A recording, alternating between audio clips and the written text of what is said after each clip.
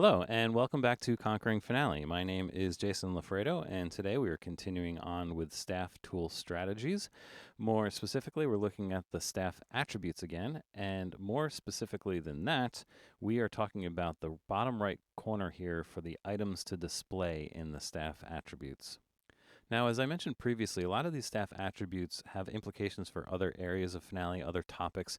So a lot of the stuff, particularly in the items to display, I've already covered in previous videos. So as I'm walking you through these, I will sort of point you in the direction of some of those videos, so you can have a deeper discussion about the implications for checking or unchecking these items.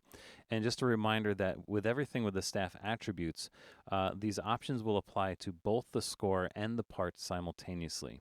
And in the items to display section, there's actually two sort of exceptions to this. There's the staff name and the time signature. You can see there's actually two separate options for both of those, staff name and score, staff name and parts, time signature and score, time signature and parts. So with both the staff name and the time signature, Finale is allowing you to parse those out differently between the score and the parts directly within the staff attributes, so you don't have to deal with staff styles and all that stuff. So that's the two exceptions to that rule. And basically how this works is fairly simple. If the item is checked, then that item is being displayed in the particular staff that you have open here for the staff attributes.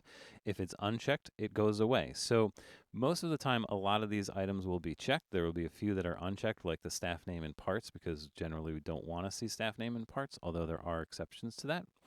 You can always uncheck certain things to hide them. For example, if I hide or uncheck augmentation dots, then all the augmentation dots in my soprano staff will go away, which may be weird. It's hard to think of an application for just hiding the augmentation dots, but perhaps if you're doing something with like medieval chant and you have a specific font that you're using, it might be necessary to hide the augmentation dots so you can get the correct durations without seeing those augmentation dots for the chant. So that may be one use for that. The second option here is for bar lines. So if you uncheck that, all the bar lines go away. And this is sometimes necessary for doing certain things, particularly independent bar lines, which I did talk about recently, actually, in video 19-2D. I talked about independent bar lines, and using this option in the staff attributes is an important part of creating independent bar lines. So check out 19-2D for that. The next option here is for chords, and I'm going to lump chords and fretboards together. They're just a little bit apart from each other, but checking or unchecking these will either hide the chords or hide the fretboards, and as you can see, just like that. And again, I did do a chord series, and the section of that series that I talk about hiding the chords and fretboards in the staff attributes is video, where is it, 17-8, where I talk about the positioning and hiding chords. So check out 17-8 to have a deeper discussion of that. We can uncheck clefs, so we can never see clefs in the score if we want to, or in that particular staff. Endings and text repeats, if we uncheck that, then you'll see this first and second ending go away. And if I had like a 2 coda marking in here, those would go away as well. Now, with the endings and text repeat option here in the items to display, it is a little bit complicated. I did cover this in the repeat section, so I will refer you over there. Videos 18-2C and 18-3C. There's some important implications for using this option. Sometimes the repeat tool can actually override this option in the staff attributes. So check out those videos to really see exactly how that works. Fretboards, we talk about key signatures. I'm just going to go up here to the French horn part to show you something here. Now, with the key signatures, we can actually hide the key signature with this option, and hiding the key signature will just literally do that. It will make the key signature go away. However, it's important to realize that there's a little bit of a problem with this. As you can see, if you look at these notes without a key signature in the horn part, it looks like D, C natural, D, E, F natural, which is not the case. It's actually C sharp, F sharp. We're literally just hiding the key signature. So if you're interested in doing, horn parts without key signatures, this is definitely not the way to do this, all right? Now, in this horn 2 and 4 part, I set this up differently, and I did that from the score manager. So if I go to my horn 1 and 3, you can see that I've got my transposition set up here, but my horn 2 and 4 has the transposition with this option checked called Hide Key Signature and Show Accidentals. If you're doing keyless horn parts, this is the option that you want to deal with, not the option in the staff attributes to hide key signatures. And with that option in the score manager checked, you'll see the difference when I copy, probably have the filter on there, undo the filter. When I copy this part into the horn 2 and 4 part, you'll see that we'll see the C sharp and the F sharp and the F sharp over here actually in the score now. Again, there's a big difference between doing that and hiding the key signature in the staff attributes, which would not show you that C sharp and F sharp. So just be aware that there is a big difference to that. And there's also an option in the key signatures for keyless scores if you're doing Hollywood type movie scoring. And that again would just, it would basically give you the key of C major, but it's not really C major because when you transposing instruments, they won't get a key signature as well, although the notes will transpose. So there's a little bit of 3 different ways to do this. Hiding the key signatures from the staff attributes is generally not the best way to do it. There are specific reasons to hide the key signatures this way, but that's definitely not one of them. So just be careful about how you're using that. The next option down there is lyrics. So let me go over here where I have my my Syracuse University alma mater song written out here. If we uncheck the lyrics will actually go away. So that's just doing that. I'm not sure about the application of just hiding the lyrics, but it is possible to do that. Below that, we have measure numbers, and in the very last series, I did do a lot on measure numbers, so I'm going to refer you to 19A-2 for a full discussion about this, because sometimes unchecking this, there are overrides in the measure number region dialog box that will override this particular option, whether or not it's on or off. So check out 19A-2 for a more in-depth discussion about the implications of this particular option. And going into the second column, we have an option for repeat bars. So if we uncheck that for the soprano part here, you'll see that the repeat bars will go away. Now this option could be handy if you're doing something, maybe you're doing independent repeat bars for some avant-garde music. You need the repeats to appear in different places.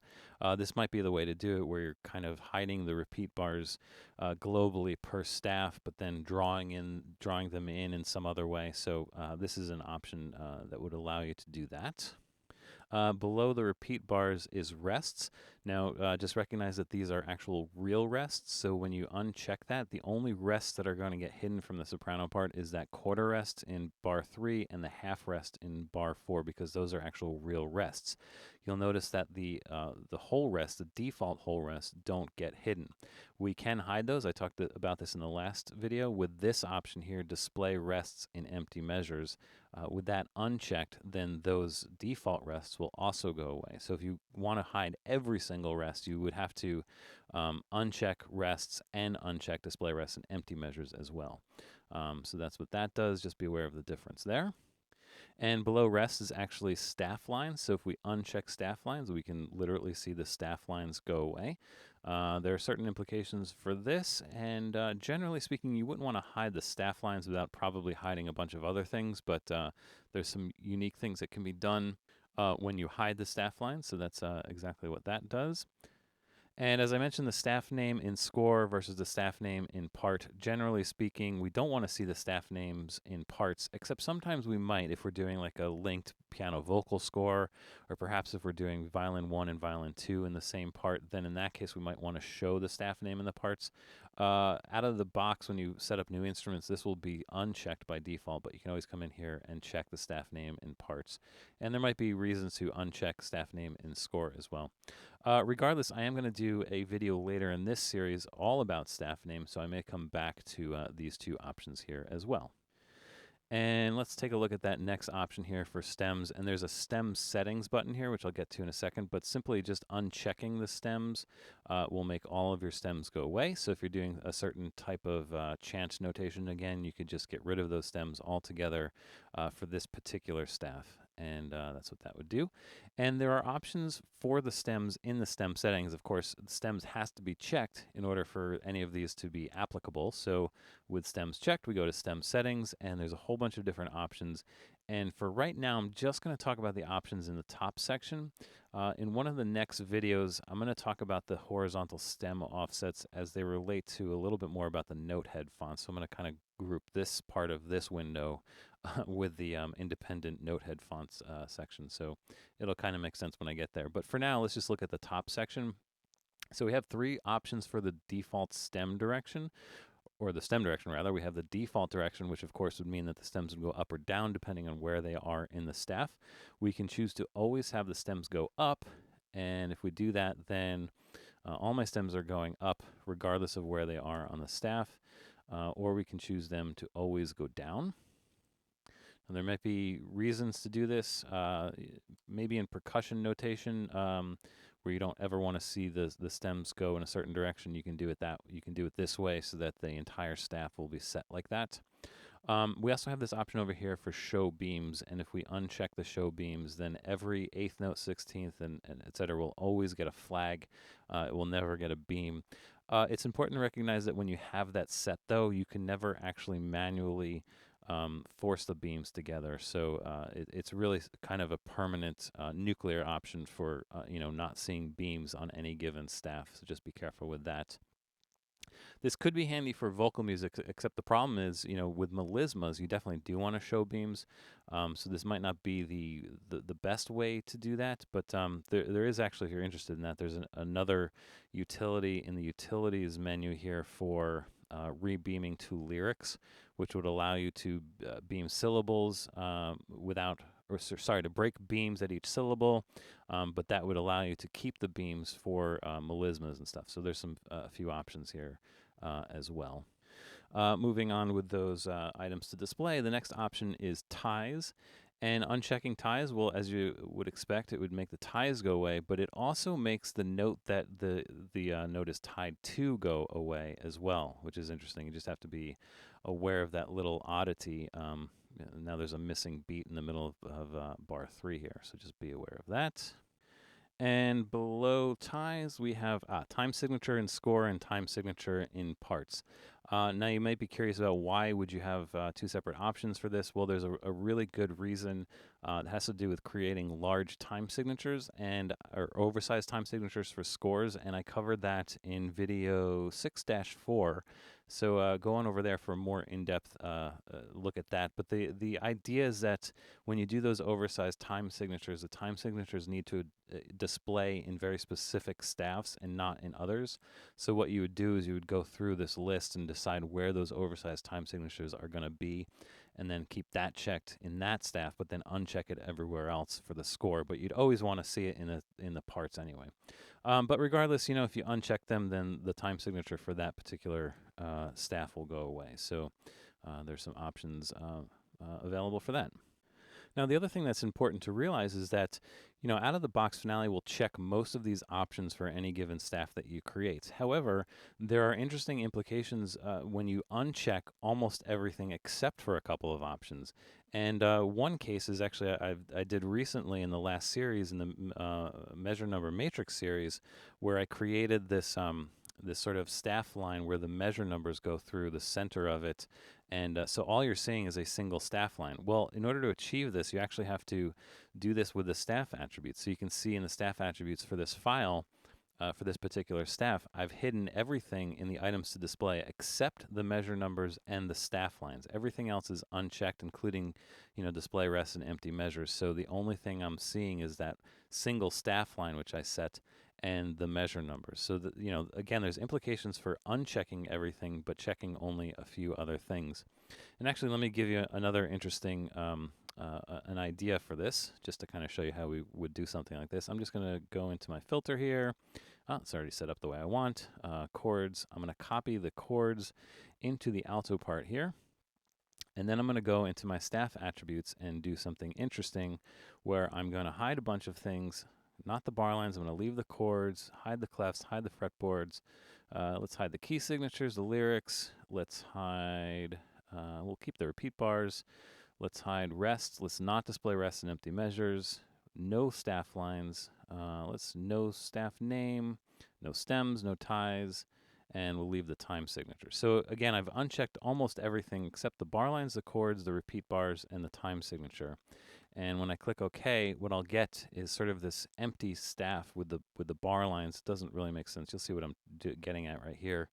But simply, dragging the chords into the middle of the staff would give me an interesting type of notation where I'm just seeing the chords, in this case, without any staff lines or anything. So this would be an interesting, way to use, the staff attributes. Again, the idea is that you're unchecking almost everything except the very specific things that you want to see.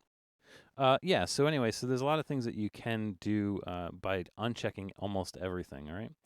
And the last thing I want to mention here is that you may notice that there are certain things that don't exist in this items to display section.